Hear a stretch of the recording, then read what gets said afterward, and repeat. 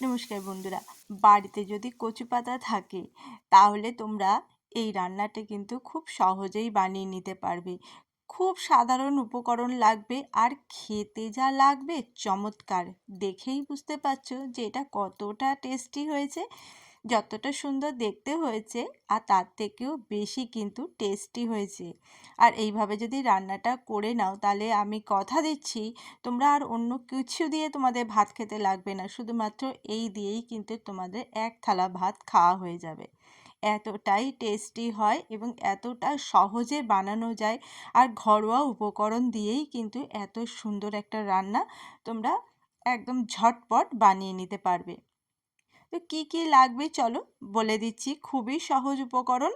তো সেগুলো লাগবে, তার জন্য লাগবে চিংড়ি মাছ যেরম সাইজেরই হোক, আর লাগবে কচু পাতা মানে ছোলা কচু পাতা, আর লাগবে দেখো আমি নিয়ে নিয়েছি সাদা তিল, পোস্ত, সর্ষে আর দুটো কাঁচা লঙ্কা।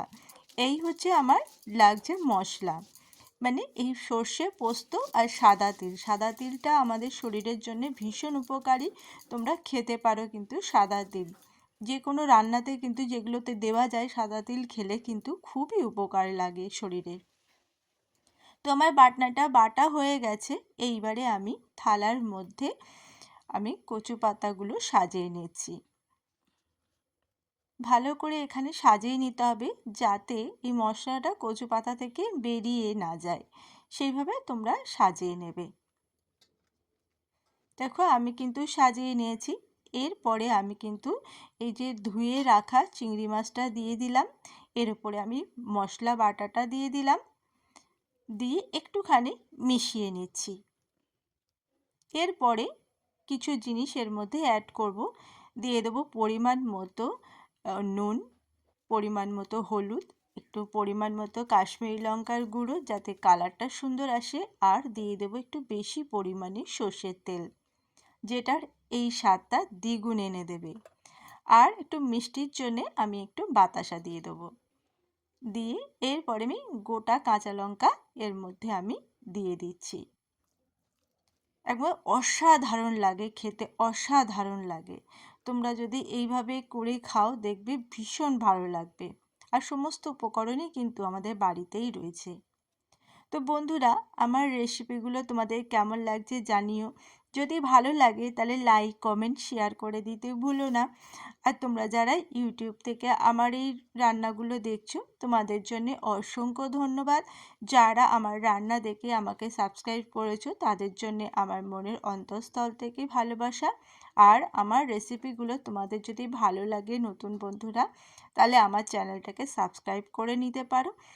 তাহলে সবসময় আমি যে নতুন নতুন রান্নাগুলো শেয়ার করব তোমাদের সামনে কিন্তু চলে আসবে।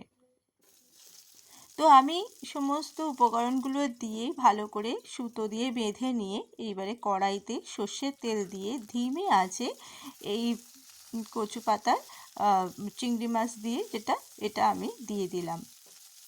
এরপরে ধিমে আঁচে উল্টে পাল্টে এটাকে একটু সময় ধরে তোমাদেরকে ভাজতে হবে। বেশি জোর আঁচ করে দিলে পাতাটা পুড়ে যাবে, ভিতরটা হবে না। সেই জন্য একটু ধিমে আঁচে চাপা চাপা দিয়ে আস্তে আস্তে কিন্তু এটা করতে হবে।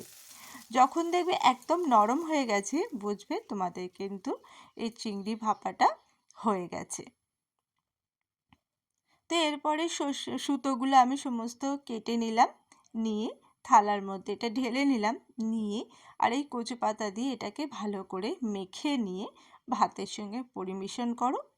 দারুণ লাগবে খেতে, দুর্ধর্ষ লাগবে। তো বন্ধুরা, কেমন লাগলো আমার রান্নাটা জানিও। আর এতক্ষণ আমার রান্না দেখার জন্য অসংখ্য ধন্যবাদ।